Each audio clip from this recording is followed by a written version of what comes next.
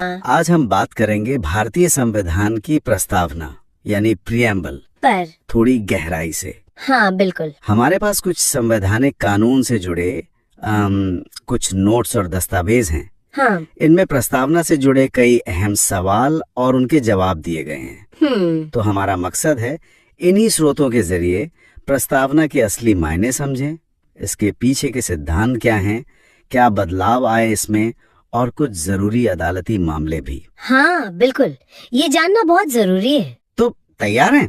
चलिए शुरू करते हैं। चलिए। तो सबसे पहले ये प्रस्तावना आखिर है क्या चीज? मतलब क्या ये बस संविधान के शुरू में लिखा एक अच्छा सा पैराग्राफ है या कुछ और गहरा मतलब है इसका? नहीं, ये सिर्फ एक सुंदर पैराग्राफ नहीं है। इसे आप संविधान की आत्मा कह सकती हैं, या शायद कुंजी। आत्मा? अच्छा। हाँ, असल में प्रस्तावना एक तरह से संविधान का परिचय है, उसका सार है।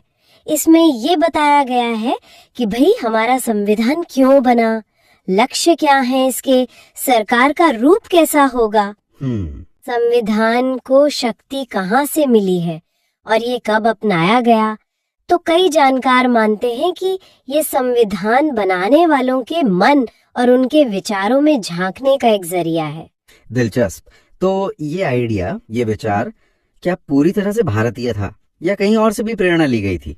प्रेरणा तो ली गई थी बिल्कुल। प्रस्तावना का जो मूल विचार है वो अमेरिका के संविधान से आया। शायद वो पहला बड़ा लिखित संविधान था जिसमें प्रस्तावना थी। अच्छा, अमेरिका से। हाँ। लेकिन हमारी प्रस्तावना की जो भाषा है, जो भावना है, उस पर आप देखेंगे तो ऑस्ट्रेलिया के संविधान की प्रस्तावना का भी असर है। ओह, अच्छा। तो ये दुनिया भर के अच्छे विचारों का एक संगम है कह सकते हैं, जिसे भारतीय संदर्भ में ढाला गया है। प्रस्तावना की शुरुआत ही बहुत शक्तिशाली शब्दों से होती है। हम भारत के लोग, ये सुनने में तो बहुत दमदार लगते हैं। क्या इनका संवैधानिक महत्व भी उतना ही बड़ा है? क्या यही है संविधान की शक्ति का स्रोत? बिल्कुल, ये शब्द हम भारत के लोग, यही तो पूरी कहानी कह देते हैं एक तरह से। हाँ। ये साफ करते हैं कि भारत में जो सर्वोच्च शक्ति है यानी संप्रभुता, वो किसी राजा में या किसी बाहरी ताकत या संसद में भी नहीं, बल्कि सीधे भारत की जनता में है। अच्छा, जनता में? हाँ, जनता ही सारी राजनीतिक व्यवस्था का मूल स्रोत है। इसका मतलब ये है कि ये संविधान भारत के लोगों ने ही खुद बनाया है, खुद स्वीकार किया है और खुद को ही समर्पित किया है। ये कोई ऊपर से थोपी हुई चीज नहीं है, ये लोगों की अपनी इच्छा शक्ति का प्रतीक है। सही बात है। अच्छा, प्रस्तावना भारत को कुछ खास तरह से परिभाषित भी करती है। जैसे ये शब्द संपूर्ण प्रभुत्व संपन्न, समाजवादी, पंथ निरपेक्ष, लोकतंत्रात्मक गणराज्य, ये शब्द हम सुनते तो हैं अक्सर। हाँ, सुनते हैं। लेकिन शायद इनका जो सटीक संवैधानिक मतलब है वो हमेशा साफ नहीं होता। क्या आप संक्षेप में बता सकती हैं इन मुख्य विशेषताओं का अर्थ, और इनका क्रम भी यही है क्या? हाँ, क्रम यही है जो आपने बोला। संपूर्ण प्रभुत्व संपन्न, समाजवादी, पंथ निरपेक्ष, लोकतंत्रात्मक गणराज्य। और इनका मतलब समझना जरूरी है। बताइए। देखिए, संपूर्ण प्रभुत्व संपन्न, सॉवरेन, इसका सीधा मतलब है कि भारत अपने फैसले लेने के लिए पूरी तरह आजाद है, अंदरूनी मामले हो या बाहरी। ठीक है। किसी और देश का हम पर कोई कानूनी अधिकार या दबाव नहीं, हम अपने मालिक खुद हैं। बिल्कुल। फिर आता है समाजवादी, सोशलिस्ट। ये शब्द, जैसा हम आगे बात करेंगे, 1976 में जोड़ा गया था। हाँ, ये मूल में नहीं था। नहीं। और भारतीय समाजवाद का मतलब है लोकतांत्रिक समाजवाद। ये वो वाला साम्यवादी समाजवाद नहीं है जहाँ सब कुछ सरकार के कंट्रोल में होता है। अच्छा। यहाँ इसका मतलब है कि सरकार ऐसी नीतियां बनाएगी जिससे आय, अवसर, जीवन स्तर की जो असमानता है वो कम हो, गरीबी, बीमारी जैसी समस्याएं खत्म हो। मतलब सामाजिक आर्थिक न्याय। बिल्कुल, सामाजिक आर्थिक न्याय की तरफ इशारा है। फिर है पंथ निरपेक्ष, सेक्युलर। ये शब्द भी 1976 में ही जोड़ा गया। ये भी बाद में आया। हाँ, इसका मतलब है कि देश का यानी राज्य का अपना कोई राजकीय धर्म नहीं होगा। सरकार सभी धर्मों का समान आदर करेगी, किसी से धर्म के आधार पर भेदभाव नहीं करेगी। ठीक। धर्म व्यक्तिगत मामला है, शासन का नहीं।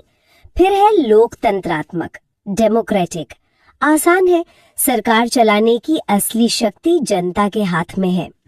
लोग अपने प्रतिनिधि चुनते हैं, वो उनकी तरफ से शासन करते हैं और सरकार जनता के प्रति जवाबदेह होती है। बिल्कुल। और आखिरी गणराज्य। गणराज्य, रिपब्लिक का मतलब है कि देश का जो मुखिया है, हमारे यहाँ राष्ट्रपति, वो कोई खानदानी राजा या रानी नहीं होगा। हाँ, वंशानुगत नहीं। हाँ, वंशानुगत नहीं होगा। उन्हें एक निश्चित समय के लिए चुना जाएगा, भले ही चुनाव सीधे जनता ना करे, जैसे भारत में परोक्ष चुनाव होता है राष्ट्रपति का, पर वो चुने हुए होंगे। समझ गया। तो ये तो हुई देश के चरित्र की बात, लेकिन प्रस्तावना कुछ मूल्यों या आदर्शों का भी जिक्र करती है। न्याय, स्वतंत्रता, समता और बंधुत्व, ये क्या है? हाँ, ये वो वादे हैं जो संविधान भारत के नागरिकों से करता है। ये बहुत महत्वपूर्ण है। क्या है ये वादे? देखिए, पहला है न्याय, जस्टिस, और इसमें 3 तरह के न्याय की बात है, सामाजिक, आर्थिक और राजनीतिक। 3 तरह के? अच्छा, हाँ। सामाजिक न्याय मतलब जाति, धर्म, लिंग, जन्म स्थान वगैरह के आधार पर कोई भेदभाव न हो, सब बराबर। आर्थिक न्याय मतलब अमीरी गरीबी का फासला कम हो, सबको रोजी रोटी कमाने के साधन मिले। और राजनीतिक न्याय मतलब सभी नागरिकों को बिना भेदभाव के वोट देने का, चुनाव लड़ने का, सरकारी पदों पर जाने का अधिकार हो। ठीक है। यहाँ एक बात ध्यान देने वाली है, जैसा हमारे स्रोत भी बताते हैं, इसमें धार्मिक न्याय शब्द का जिक्र नहीं है। अच्छा, क्यों? क्योंकि पंथ निरपेक्षता का जो सिद्धांत है, वो अपने आप में सभी धर्मों को समान मानता है और धार्मिक स्वतंत्रता देता है, तो अलग से धार्मिक न्याय कहने की जरूरत शायद महसूस नहीं हुई। और आर्थिक न्याय की बात तो शायद नीति निदेशक तत्वों में भी है। बिल्कुल है। आर्थिक न्याय का विचार प्रस्तावना के साथ साथ राज्य के नीति निदेशक तत्वों DSP में भी प्रमुखता से दिखता है। अच्छा, और स्वतंत्रता, लिबर्टी? स्वतंत्रता, यहाँ 5 तरह की आजादी की बात है। विचार की स्वतंत्रता, सोचने की, अभिव्यक्ति की, बोलने लिखने की, विश्वास की, किसी भी मत को मानने की, धर्म की, अपने धर्म को मानने पालन करने की, और उपासना की, पूजा पाठ करने की। 5 तरह की? हाँ, ये व्यक्ति के विकास के लिए बहुत जरूरी मानी गई हैं। दिलचस्प बात यह है कि यहाँ आर्थिक स्वतंत्रता का सीधे तौर पर उल्लेख नहीं है। आर्थिक न्याय का लक्ष्य है, पर आर्थिक स्वतंत्रता शब्द नहीं है। ये एक बारीक बात है। ठीक है, आगे। समता? समता, इक्वालिटी, 2 तरह की बराबरी का वादा है, प्रतिष्ठा की, स्टेटस की, और अवसर की, अपॉर्चुनिटी। प्रतिष्ठा और अवसर? हाँ, मतलब कानून की नजर में सब बराबर हैं और सभी को आगे बढ़ने के समान मौके मिलने चाहिए, किसी के साथ कोई भेदभाव ना हो। सही। और चौथा? बंधुत्व। बंधुत्व, फ्रेटर्निटी, यानी भाईचारा। इसका लक्ष्य है 2 चीजें सुनिश्चित करना। हाँ। एक, हर व्यक्ति का सम्मान, उसकी गरिमा बनी रहे, और दूसरा, देश की एकता और अखंडता बनी रहे। एकता और अखंडता? हाँ। और इसे बढ़ावा कैसे दिया जाता है? जैसे एकल नागरिकता है हमारे यहाँ, पूरे देश की एक ही नागरिकता, और मौलिक कर्तव्य हैं, खासकर अनुच्छेद 51A, वो भी भाईचारे को बढ़ावा देने की बात करते हैं। ये आदर्श तो वाकई बहुत ऊंचे हैं। सुनने में बहुत अच्छे लगते हैं। क्या इन विचारों के पीछे कोई ऐतिहासिक प्रेरणा भी है? जैसे कभी कभी फ्रेंच क्रांति या रूसी क्रांति का जिक्र आता है। हाँ हाँ, बिल्कुल है। स्वतंत्रता, समता और बंधुत्व का जो नारा है, वो तो सीधे सीधे 1789 की फ्रांसीसी क्रांति से जुड़ा है। अच्छा, फ्रेंच रेवोल्यूशन? हाँ, जिसने पूरी दुनिया को हिला दिया था एक तरह से, और बहुत प्रेरित किया। और जहाँ तक न्याय के 3 पहलुओं की बात है, सामाजिक, आर्थिक और राजनीतिक न्याय, हाँ, उनकी प्रेरणा काफी हद तक 1917 के रूसी क्रांति से ली गई मानी जाती है। बिल्कुल। उस क्रांति ने सामाजिक और आर्थिक बराबरी पर बहुत जोर दिया था। तो ये वैश्विक विचारों का संगम है। बिल्कुल। अच्छा, अब एक ऐसे सवाल पर आते हैं जिस पर काफी कानूनी बहस हुई है, जैसा हमारे स्रोत बताते हैं। क्या प्रस्तावना संविधान का हिस्सा है और क्या इसे बदला जा सकता है, जैसे संविधान के दूसरे हिस्सों को बदला जाता है अनुच्छेद 368 के तहत? हाँ, ये सवाल बहुत ही अहम रहा है और इसने भारतीय न्यायपालिका के इतिहास में कुछ सबसे बड़े, सबसे महत्वपूर्ण फैसलों को जन्म दिया है। ऐसा? हाँ, देखिए, शुरुआत में 1960 में एक मामला आया था, बेरुबारी यूनियन केस। बेरुबारी, हाँ सुना है। उसमें सुप्रीम कोर्ट ने माना कि प्रस्तावना संविधान बनाने वालों के इरादों को समझने में तो मदद करती है, लेकिन टेक्निकली ये संविधान का हिस्सा नहीं है। हिस्सा नहीं है? अच्छा, हाँ। उस समय ये माना गया और इसलिए संसद इसे बदल नहीं सकती, ये कहा गया। लेकिन ये नजरिया बदला फिर? हाँ, बदला, और बहुत बड़े तरीके से बदला। 1973 में एक ऐतिहासिक मामला आया, केशवानंद भारती बनाम केरल राज्य। केशवानंद भारती, ये तो बहुत ही फेमस केस है। हाँ, शायद भारतीय संवैधानिक इतिहास का सबसे महत्वपूर्ण मामला। इसमें 13 जजों की अब तक की सबसे बड़ी बेंच बैठी थी। 13 जज? हाँ, और उन्होंने 7-6 के बहुमत से, मतलब बहुत करीबी फैसले से, बेरुबारी वाले फैसले को पलट दिया। हाँ, कोर्ट ने साफ कहा कि प्रस्तावना संविधान का एक अभिन्न अंग है, उसका हिस्सा है, और ये सिर्फ कोई शो पीस या भूमिका नहीं है, बल्कि संविधान की व्याख्या करने में इसकी बहुत अहम भूमिका है। तो ये अभिन्न अंग है? अभिन्न अंग है, और बाद में भी, जैसे SR बम्बई केस 1994 और LIC ऑफ इंडिया केस 1995 में भी सुप्रीम कोर्ट ने इसी बात को बार बार दोहराया। तो फिर अगर ये संविधान का हिस्सा है तो फिर इसमें संशोधन भी हो सकता है? जी। क्या कभी हुआ है इसमें संशोधन? हाँ, देखिए, केशवानंद भारती मामले ने ये तो तय कर दिया कि प्रस्तावना संविधान का हिस्सा है, तो सैद्धांतिक रूप से इसमें संशोधन हो सकता है। हाँ, अनुच्छेद 368 के तहत। लेकिन इसी फैसले ने एक बहुत बड़ी शर्त भी लगा दी थी, जिस पर हम अभी बात करेंगे, आधारभूत ढांचे की। हाँ, बेसिक स्ट्रक्चर। हाँ, जहाँ तक संशोधन की बात है, प्रस्तावना में आज तक सिर्फ एक बार ही बदलाव किया गया है। सिर्फ एक बार? कब? ये हुआ 1976 में 42वें संविधान संशोधन अधिनियम के जरिए। इसे तो मिनी कॉन्स्टिट्यूशन भी कहा जाता है, क्योंकि इसमें संविधान में इतने सारे बदलाव किए थे। हाँ, 42वां संशोधन इमरजेंसी के समय का। बिल्कुल। और इस संशोधन से क्या बदला प्रस्तावना में? कौन से शब्द? इस संशोधन ने प्रस्तावना में 3 नए शब्द जोड़े। 3? कौन से? समाजवादी, सोशलिस्ट, पंथ निरपेक्ष, सेक्युलर, और अखंडता, इंटेग्रिटी। समाजवादी, पंथ निरपेक्ष और अखंडता। हाँ, ये शब्द 3 जनवरी 1977 से लागू हुए। अखंडता शब्द को राष्ट्र की एकता के साथ जोड़ दिया गया, तो वो वाक्य बन गया, राष्ट्र की एकता और अखंडता। इसका मतलब ये हुआ कि 26 जनवरी 1950 को जब हमारा संविधान लागू हुआ था, तब भारत की स्थिति सिर्फ संपूर्ण प्रभुत्व संपन्न लोकतंत्रात्मक गणराज्य थी। हाँ, और प्रस्तावना में ये समाजवादी और पंथ निरपेक्ष शब्द नहीं थे। बिल्कुल सही। मूल प्रस्तावना में ये 2 शब्द नहीं थे, इन्हें बाद में जोड़ा गया। हालांकि कई लोग ये तर्क देते हैं कि समाजवाद और पंथ निरपेक्षता के जो सिद्धांत थे, वो संविधान के अलग अलग प्रावधानों में, जैसे मौलिक अधिकारों में, नीति निर्देशक तत्वों में, पहले से ही मौजूद थे। 42वें संशोधन ने बस इन्हें प्रस्तावना में स्पष्ट रूप से लिख दिया। अच्छा, ये भी एक नजरिया है। ठीक है, तो प्रस्तावना का महत्व तो अब साफ हो रहा है। इसे संविधान की आत्मा कहा गया, राजनीतिक जन्म कुंडली भी कहा गया।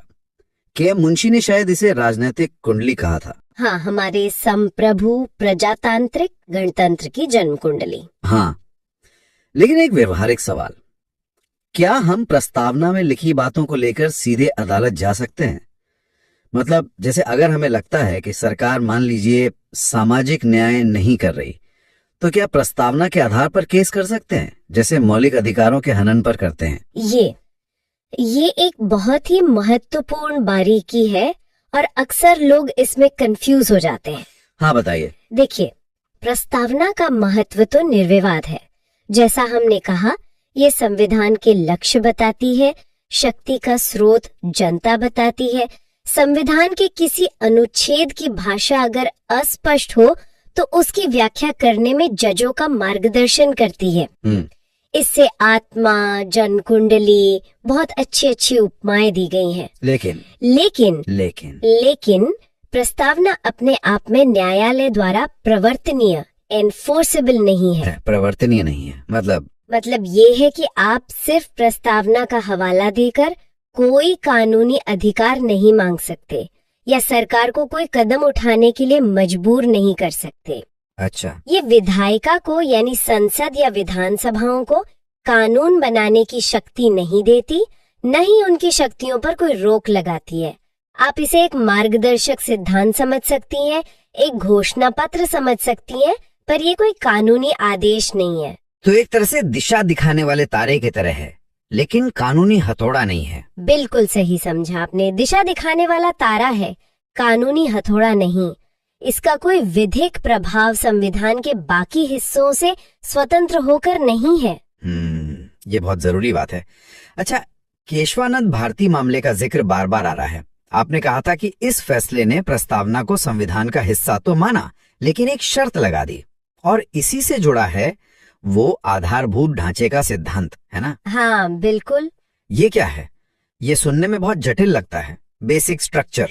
हाँ, केशवानंद भारती केस 1973 सिर्फ प्रस्तावना के बारे में ही नहीं था।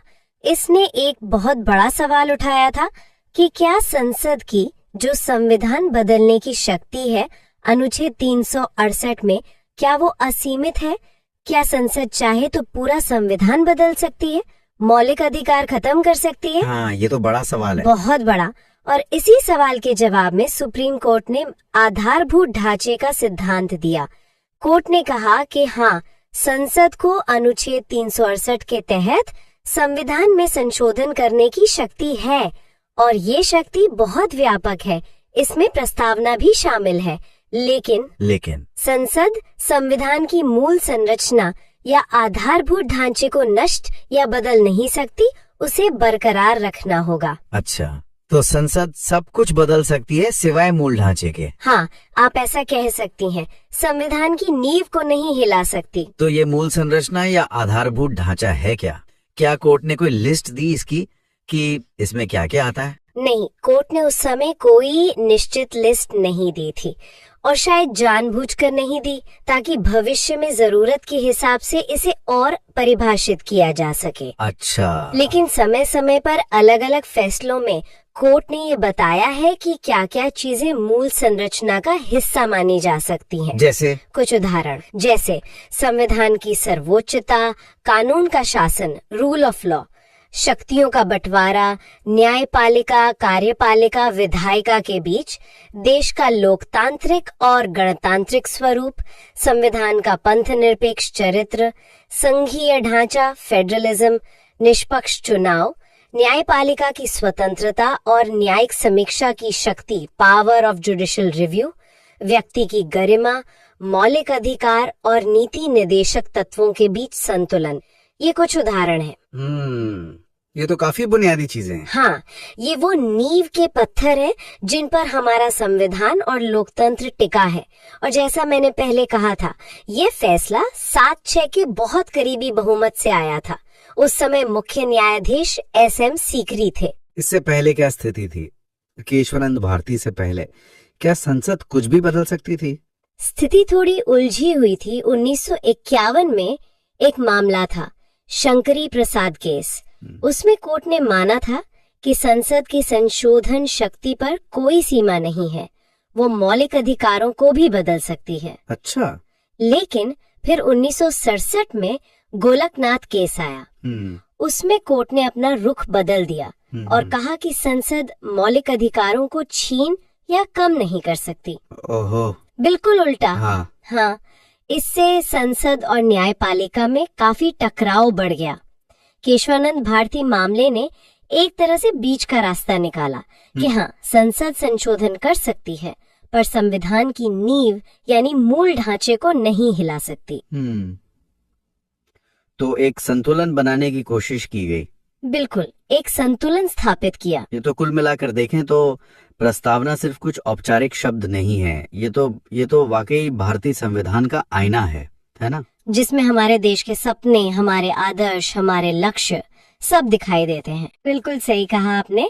ये वो दिशा है जिसे देखकर संविधान का जहाज आगे बढ़ता है। भले आप इसे सीधे कोर्ट में लागू नहीं करवा सकते, हाँ वो बात सही है, लेकिन संविधान को समझने के लिए, उसकी व्याख्या करने के लिए और उसके पीछे की जो सच्ची भावना है उसको जानने के लिए तो ये अनिवार्य है। अनिवार्य है।